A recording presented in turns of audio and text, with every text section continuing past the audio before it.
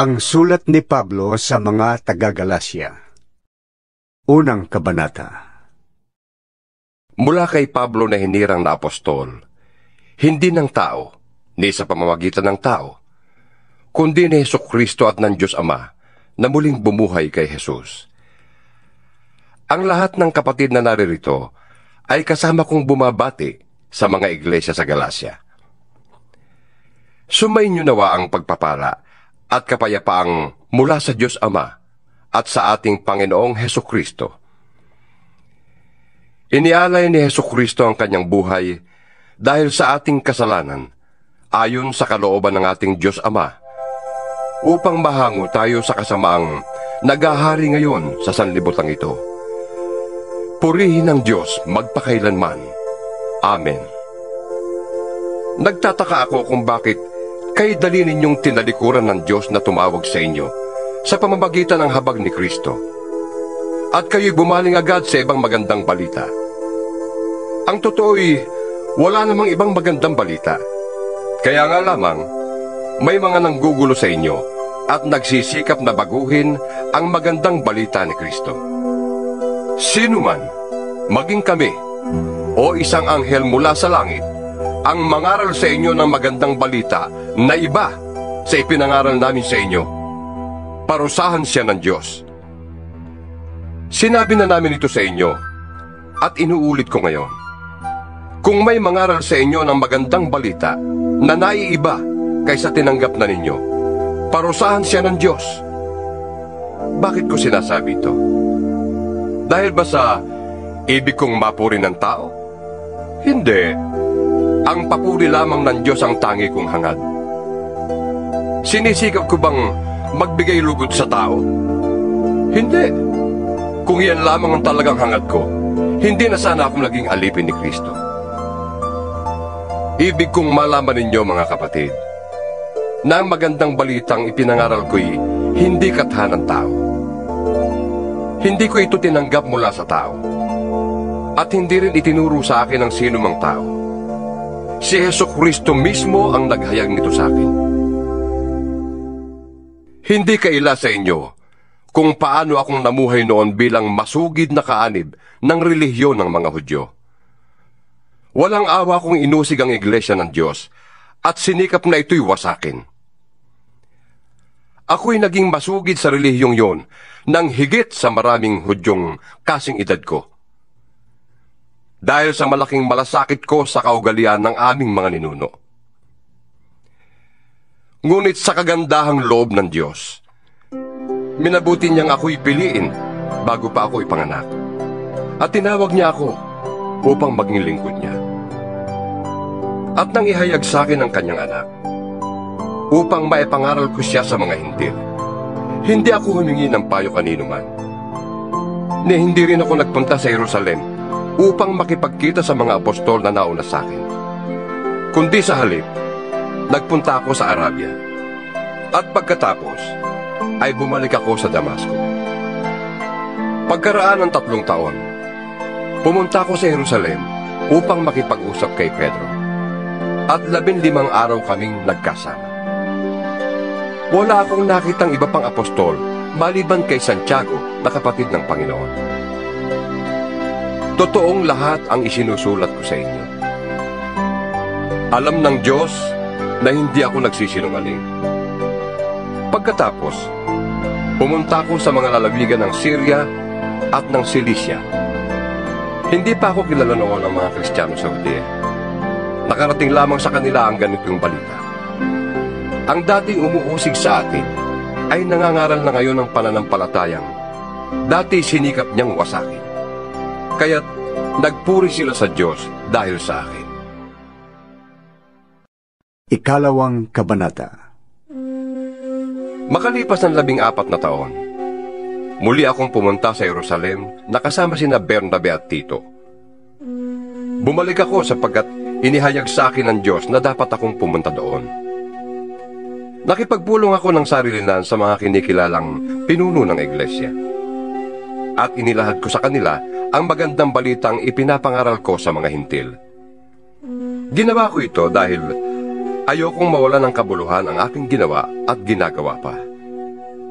Ang kasama kong si Tito, kahit na siya'y isang Griego, ay hindi nila pinilit na patuli. Kahit may ilang nagkukunwaring mananampalataya na nagtangkan yun.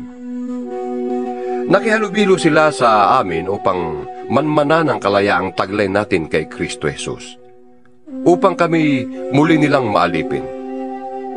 Hindi kami nagpailalim sa kanilang kagustuhan, kahit isang saglit, upang maingatan namin para sa inyo ang tunay na kahulugan ng magandang balita. Ngunit walang pinuna sa aking ipinapangaral ang mga kinikilalang pinuno. Hindi mahalaga sa akin kung sino man sila, sapagkat walang itinatangi ang Diyos. Sa halip, kinilala nilang ako'y hinirang ng Diyos upang mangaral ng magandang balita sa mga hintil. Tulad ni Pedro, na hinirang naman upang mangaral ng magandang balita sa mga Hudyo. Ang Diyos na nagbigay ng kapangyarihan kay Pedro na mangaral sa mga Hudyo, ang siya rin nagbigay sa akin ng kapangyarihang mangaral sa mga hintil. Nakita nila Santiago, Pedro at Juan, mga kinikilalang haligi ng iglesia, na ako'y talagang binigyan ng tanging kaloob na ito. Kaya't tinanggap nila kami ni Bernabe bilang mga kamanggagawa. Pinagkasunduan namin na kami sa mga hintil mangangaral at sila naman sa mga Hudyo. Ang hiling lamang nila ay huwag naming pababayaan ang mga dukha. At talaga namang patuloy ko itong ginagawa. Nang si Pedro ay nasa Antioquia, harapan kong sinabi sa kanya na mali ang kanyang ginagawa. Bago dumating ang ilang sugo ni Santiago, siya ay nakikisalo sa mga hintil. Subalit nang dumating na ang mga yon, lumayo na siya at hindi na nakisalo sa mga hintil dahil sa takot niya sa pangkat ng mga Hudyo. At gumaya naman sa kanyang ibang mga kapatid doon na mga Hudyo. Pati si Bernabe ay natangay ng kanilang pagkukunwari. Nang makita kong hindi ayon sa tunay na diwa ng magandang balita ang kanilang ikinikilos, sinabi ko kay Pedro sa harap nilang lahat, kung ikaw na isang Hudyo ay namumuhay na parang hintil at di bilang Hudyo, bakit mo ngayon pinipilit ang mga hintil na mamuhay na gaya ng mga Hudyo? Kami ipinanganak na Hudyo at hindi makasalanang hintil. Alam naming ang tao'y pinawawalang sala dahil sa pananampalataya kay Hesukristo at hindi dahil sa pagsunod sa kautusan. Kaya't kami man ay sumasampalataya kay Kristo Jesus upang mapawalang sala sa pamamagitan ng pananampalataya sa Kanya at hindi sa pamamagitan ng pagsunod sa kautusan. Sapagkat ang tao'y hindi pinawawalang sala dahil sa pagsunod sa kautusan. Ngunit, kung kaming nagsisikap na mapawalang sala sa pamamagitan ni Kristo, ay matagpo ang makasalanan pa, nangangahulugan bang si Kristo'y tagapagtaguyod ng kasalanan? Hindi maaari yan. Sapagkat kung itatayo kong muli ang winasa ko na, ipinapakita kong makasalanan nga ako. Ako'y namatay na sa kautusan, sa pamamagitan na rin ng kautusan upang kayo'y mabuhay para sa Diyos. Namatay na akong kasama ni Kristo sa krus. Hindi na akong nabubuhay ngayon, kundi si Kristo na ang nabubuhay sa akin. At habang ako'y nabubuhay pa sa katawang lupa, namumuhay ako sa pananalig sa anak ng Diyos na umibig sa akin at naghandog ng kanyang buhay para sa akin. Hindi ko maaaring tanggihan ang kagandahang loob ng Diyos. Kung ang tao ay mapapawalang sala sa pamamagitan ng kautusan, walang kabuluhan ang pagkamatay ni Kristo. Ikatlong kabanata.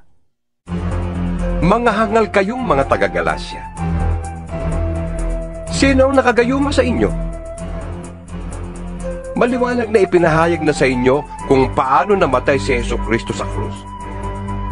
Sabihin nga ninyo, tinanggap ba ninyong espiritu sa pamamagitan ng mga gawa ayon sa kautusan?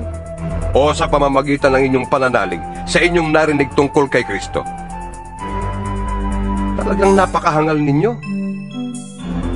Nagsimula na kayo sa espiritu at ngayon ibig pa ninyong magtapos sa pamamagitan ng inyong sariling lakas. Wala na bang halaga sa inyong maraming bagay na pinagtiisan ninyo? Marahil naman meron. Bakit ipinagkaloob sa inyo ng Diyos ang Espiritu? Bakit siya gumagawa ng mga himala? Dahil ba sa inyong mga gawa ayon sa kautusan? O dahil sa inyong pananalig sa inyong narinig tungkol kay Kristo? Tulad na nangyari kay Abraham, nanalig siya sa Diyos, kaya siya'y itinuring na matuwid. Kung gayon, maliwanag na ang mga nananalig sa Diyos ang siyang tunay na lahi ni Abraham. Bago pa ito nangyari, ay ipinahayag na ng kasulatan na pawawalang sala ng Diyos ang mga hintil sa pamamagitan ng kanilang pananalig sa Kanya. At ang magandang balitang ito ay inihayag kay Abraham. Sa pamamagitan mo'y pagpapalain ng Diyos ang lahat ng bansa. Nanalig sa Diyos si Abraham, kaya't siya'y pinagpala. At pagpapalain ding tulad niya ang lahat ng nananalig sa Diyos. Ang lahat ng umaasa sa mga gawa ayon sa kautusan ay nasa ilalim ng isang sumpa. Sapagkat nasusulat, isinumpa ang hindi sumusunod at gumagawa ng lahat ng nakasulat sa aklat ng kautusan. Malinaw na walang taong pinawawalang sala sa paningin ng Diyos sa pamamagitan ng kautusan. Sapagkat sinasabi ng kasulatan, ang pinawawalang sala dahil sa pananampalataya ay mabubuhay. Ang kautusan ay hindi nagmumula sa pananalig sa Diyos. Sapagkat sinasabi ng kasulatan, ang tumutupad sa lahat ng hinihingi ng kautusan ang mabubuhay sa pamamagitan ng mga ito. Tinubos tayo ni Kristo sa sumpa ng kautusan nang siya ay isinumpa para sa atin. Sapagkat nasusulat, sinumpa ang bawat ibinitin sa punong kahoy. Ginawa ito ni Kristo upang ang mga pagpapalang ipinangako ng Diyos kay Abraham ay makamtan din ng mga hintil sa pamamagitan ni Kristo Jesus. At sa pamamagitan ng pananalig sa Kanya, ay matanggap natin ang Espiritong ipinangako ng Diyos. Mga kapatid, narito ang isang pangkaraniwang halimbawa. Kapag nalagdaan na ang isang kasunduan, hindi na ito mapapawalang kabuluhan ni numan. Hindi rin ito maaaring dagdagan. Ngayon, nangako ang Diyos kay Abraham at sa kanyang supling. Hindi sinasabi, at sa kanyang mga supling, na ang tinutukoy ay marami, kundi at sa iyong supling na iisa ang tinutukoy, at ito'y si Kristo. Ito ang ibig kong sabihin. Pinagtibay ng Diyos ang kanyang kasunduan at ipinangako niyang tutuparin ito. Ang kasunduang yun ay di mapapawalang saysay ng kautusan na dumating pagkaraan ng 430 taon. Ni hindi rin mapapawalang saysay ng kautosang ito ang mga pangako ng Diyos. Kung ang pamana ay ipinagkakaloob dahil sa kautusan, hindi na ito dahil sa pangako. Ngunit ang pamana ay ibinigay ng Diyos kay Abraham bilang katuparan ng kanyang pangako. Kung ganon, bakit pa ibinigay ang kautusan? Ibinigay ito upang maipakita kung ano ang paglabag hanggang sa dumating ang anak na pinangakuan. Ibinigay ang kautosang ito sa pamamagitan ng mga anghel, sa tulong ng isang tagapamagitan. Ngunit hindi kailangan ng tagapamagitan kung iisang panig lamang ang gumagawa ng kasunduan. At ang Diyos ay iisa. Ang ibig bang sabihin nito'y sumasalungat ang kautusan sa mga pangako ng Diyos? Hindi. Kung nakakapagbigay buhay sana ang kautusan, ang tao'y magiging matuwid sa paningin ng Diyos sa pamamagitan ng pagsunod niya rito. Ngunit ayon sa kasulatan, ang lahat ng tao'y alipin ng kasalanan. Kaya't ang ipinangako ng Diyos ay makakamtan sa pamamagitan ng pananalig kay Hesukristo. Bago dumating ang panahon ng pananampalataya, tayo'y nasa ilalim ng kapangyarihan ng kautusan hanggang sa ang pananampalatayang ito kay Kristo ay mahayag. Kaya't ang kautusan ang naging tagapagturo natin hanggang sa dumating si Kristo. At sa gayon, tayo'y mabilang na matuwid sa pamamagitan ng pananalig sa Kanya. Ngayong nananalig na tayo kay Kristo, wala na tayo sa pangangalaga ng kautusan. Dahil sa inyong pananalig kay Kristo Jesus, kayong lahat ay anak ng Diyos. Ang buhay mismo ni Kristo ang isinuot sa inyo na parang damit nang kayo'y mabautismuhan sa Kanya. Wala nang pagkakaiba ang Hudyo at ang Griyego, ang alipin at ang malaya, ang lalaki at ang babae. Kayong lahat ay iisa na dahil sa inyong pakikipag-isa kay Kristo Jesus. At kung kayo'y nakipag-isa kay Kristo, kayo'y lahi ni Abraham at tagapagmana ng mga pangako ng Diyos. Ika-4 na kabanata. Ito ang ibig kong sabihin. Habang bata pa ang tagapagmana, hindi siya nakakahigit sa isang alipin, kahit na siyang may-ari ng lahat. Sapagkat siya'y nasa ilalim pa ng pamamahala ng mga tagapangasiwa hanggang sa panahong itinakda ng kanyang ama. Gayon din naman, noong hindi pa tayo nananalig kay Kristo, tayo'y nasa ilalim ng mga tuntuning umiiral sa sanlibutan ito. Ngunit nang sumapit ang takdang panahon, sinugo ng Diyos ang kanyang anak.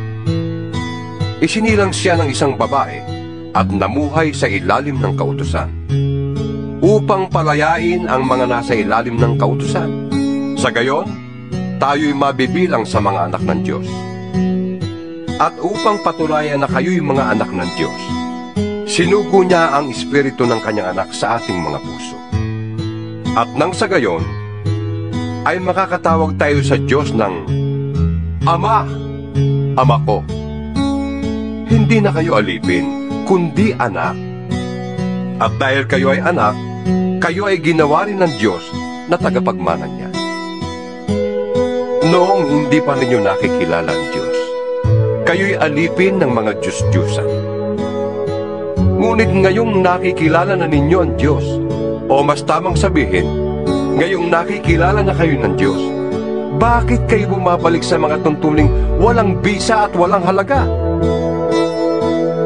Bakit ibig na naman ninyong paalipin sa mga yon? May itinatangi kayong mga araw, mga buwan, mga panahon at mga taon.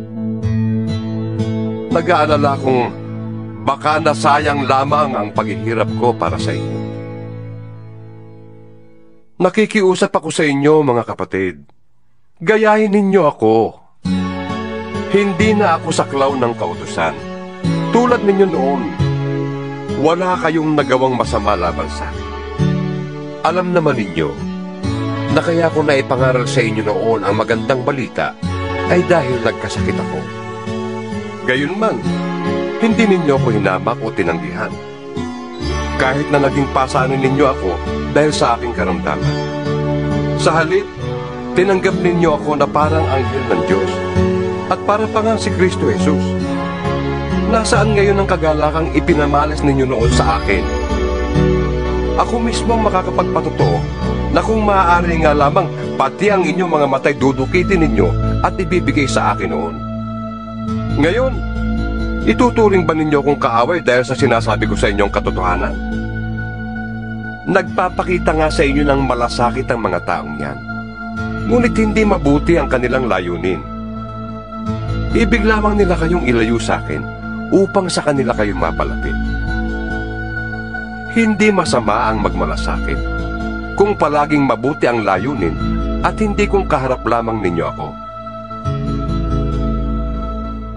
Mga anak ko, dahil sa inyo'y minsan pa akong nagdaranas ng hirap tulad ng babaeng nanganganak, hanggang sa ganap kayong matulad kay Kristo. Sana'y kasama ko kayo ngayon upang maiba ang tono ng aking pagsasalita, sapagkat nag-aalala ako tungkol sa inyo. Sabihin nga ninyo sa akin, kayong nagnanasang pailalim sa kautusan, hindi ba ninyo napapakinggan ang sinasabi sa kautusan? Sinasabi roon na si Abraham ay nagkaanak ng 2 lalaki. isa sa alipin at isa sa malaya. Ang anak niya sa alipin ay ipinanganak sa karaniwang paraan. Ngunit, ang anak niya sa malaya ay katuparan ng pangako ng Diyos. Ito'y isang paghahambing. Ang dalawang babae ay larawan ng dalawang kasunduan. Ang isa ay ang tipan sa bundok ng Sinai na kinakatawan ni Agar at ng kanyang mga anak na pawang mga alipin. Si Agar ay kumakatawan sa bundok ng Sinai na nasa Arabia at larawan ng kasalukuyang Jerusalem na nasa pagkaalipin, kasama ng kanyang mga mamamayan. Ngunit ang Jerusalem na nasa langit ay malaya at siya ang ating ina. Ayon sa nasusulat, magsaya ka o babaeng hindi magkaanak. Humiyaw ka sa galak, ikaw na din nakaranas ng hirap sa panganganak. Sapagkat higit na marami ang anak ng babaeng nangungulila kaysa babaeng may asawa. Mga kapatid, tulad ni Isaac, tayo'y mga anak ayon sa pangako. Kung noong una, ang ipinanganak ayon sa Espiritu ay inuusig ng ipinanganak ayon sa karaniwang paraan, gayon din naman ngayon. Ngunit ganito ang sinasabi ng kasulatan: palayasin mo ang babaeng alipin at ang kanyang anak, sapagkat ang anak ng alipin ay hindi dapat makahati sa mana ng anak ng malaya. Kaya nga, mga kapatid, hindi tayo anak ng alipin, kundi ng malaya. Ikalimang kabanata. Malaya na tayo dahil pinalaya tayo ni Kristo. Kaya magpakatatag kayo at huwag nang paalipin pang muli. Akong si Pablo ang nagsasabi sa inyo, kapag nagpatuloy kayo, binabaliwala ninyo si Kristo. Inuulit ko, ang lahat ng taong nagpatuloy ay kailangang sumunod sa buong kautusan. Kayong nagsisikap na maging matuwid sa pamamagitan ng pagtupad sa kautusan, nahiwalay na kayo kay Kristo at nawalay sa habag ng Diyos. Ngunit kami umaasa na kami magiging matuwid sa pamamagitan ng pananampalataya at ito'y sa kapangyarihan ng Espiritu Santo. Sa mga nakipag-isa na kay Kristo Jesus, hindi na mahalaga kung ang isang tao ay tuli o hindi. Ang mahalagay ang pananampalatayang nakikita sa mga gawang udyok ng pag-ibig. Mabuti na sana ang inyong ginagawa. Sinong pumigil sa inyong pagsunod sa katotohanan? Hindi yang gagawin ng Diyos na tumawag sa inyo. Wika nga, napapaalsa ng kaunting libadura ang buong masa ng harina. Nagtitiwala ako na sasang-ayon kayo sa akin sa bagay na ito, dahil sa ating kaugnayan sa Panginoon. At natitiyak kong parurusahan ng Diyos ang sino mang nanggugulo sa inyo, kung sino man siya. Mga kapatid, kung talagang nangangaral pa ako na kailangan ng pagtutuloy, bakit pa ako inuusig hanggang ngayon? Kung iyo'y totoo, hindi na sana nila ikinagagalit ang aking pangangaral tungkol sa pagkamatay ni Kristo sa krus. Sana'y ang mga nanggugulo sa inyo ay hindi lang magpatuli, kundi tuluyan ng magpaputol. Mga kapatid, tinawag kayo upang maging malaya. Ngunit huwag naman ninyong gamitin ang inyong kalayaan upang masunod ang hilig ng laman, kundi maglingkod kayo sa isa't isa sa diwa ng pag-ibig. Sapagkat ang buong kautusan ay nauuwi sa isang pangungusap. Ibigin mo ang iyong kapwa gaya ng iyong sarili. Ngunit kung kayo'y nagkakagatan at nagsasakmalang parang mga hayop, mauubos kayo. Sinasabi ko sa inyo, ang Espiritu ang gawin ninyong patnubay sa inyong buhay at hindi kayo magiging alipin ng hilig ng laman. Sapagkat ang mga hilig ng laman ay laban sa kalooban ng Espiritu at ang kalooban ng Espiritu ay laban sa mga hilig ng laman. Laging naglalaban ng dalawang ito, kung kaya hindi ninyo magawa ang ibig ninyong gawin. Kung pinapatnubayan kayo ng Espiritu, wala na kayo sa ilalim ng kautusan. Hindi maikakaila ang mga gawa ng laman. Pakikiapid, kahalayan at kalaswaan, pagsamba sa Diyos-Diyusan, pangkukulam, pagkapuot sa isa't isa, pag-aaway-away, pagsiselos, pagkakagalit at kasakiman, pagkakampi-kampi at pagkakabahabahagi, pagkainggit, paglalasing at katakawan, at iba pang katulad nito. Muli ko kayong binabalaan, ang gumagawa ng mga ito ay hindi tatanggapin sa kaharian ng Diyos. Subalit, ang bunga ng Espiritu ay pag-ibig, kagalakan, kapayapaan, katyagaan, kabaitan, kabutihan, katapatan, kahinahunan, at pagpipigil sa sarili. Walang batas laban sa mga ito. Pinatay na ng mga nakipag-isa kay Kristo Jesus ang kanilang makalamang pagkatao, pati na ang mga masasamang hilig nito. Kung ang Espiritu ang nagbibigay buhay sa atin, siya na rin ang paghariin natin sa ating buhay. Huwag na tayong maging palalo. Huwag na nating galitin ang isa't isa, at huwag na rin tayong mag-inggitan. Ika-6 na kabanata. Mga kapatid, kung may mahulog sa pagkakasala, kayong pinapatnubayan ng Espiritu ang magtuwid sa Kanya. Gawin ninyo yon ng mahinahon, at mag-ingat kayo, baka kayo naman ang matukso. Magtulungan kayo sa pagdadala ng pasanin. Sa gayong paraan, ay matutupad ninyo ang utos ni Kristo.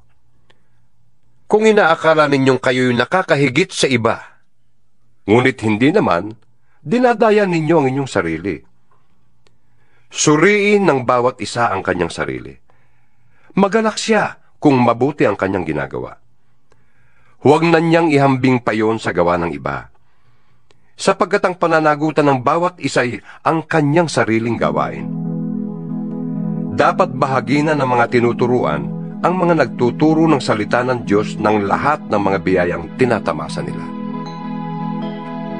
Huwag ninyong akalaing madadaya ninyo ang Diyos. Kung anong itinanim ng tao, yun din ang kanyang aanihin. Ang nagsisikap sa mga bagay ukol sa laman ay aanin ng kamatayan. Ang nagsisikap naman ukol sa Espiritu ay aanin ng buhay na walang hanggan. Kaya't huwag tayong magsawa sa paggawa ng mabuti. Pagdating ng takdang panahon, tayo ay aani kung hindi tayo magsasawa. Kaya nga, sa lahat ng pagkakataon ay gumawa tayo ng mabuti sa lahat ng tao, lalo na sa mga kapatid natin sa pananampalataya. Mapapansin ninyo na malalaki ang titik ng sulat na ito. Ako ang siyang sumulat nito.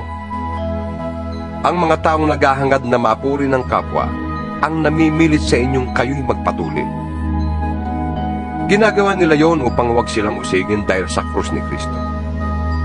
Kahit na silang mga tuli, ay hindi naman tumutupad sa kautusan. Ibig lamang nilang patuloy kayo, upang maipagmalaki nila na kayo man ay tumutupad sa tuntuning yon. Para sa akin, ang ipagmamalaki ko ay ang krus ng ating Panginoong Hesukristo. Sapagkat sa pamamagitan nito, ang mundong ito'y patay na para sa akin, at ako na may patay na rin sa mundo. Hindi mahalaga kung tuli man o hindi ang isang tao. Ang mahalaga ay kung siya nga ay naging bagong nilalang. Manatili nawa ang kapayapaan at pagpapala ng Diyos sa lahat ng namumuhay ayon sa tuntuning ito at sa buong bayan ng Diyos. Kaya mula ngayon, huwag nang dagdaganin naman ang aking mga tinitiis. Sapat na ang mga pilat na taglay ko para makilalang ako'y alipin ni Jesus. Mga kapatid, Sumainyo nawang lahat ang pagpapala ng ating Panginoong Hesukristo. Amen.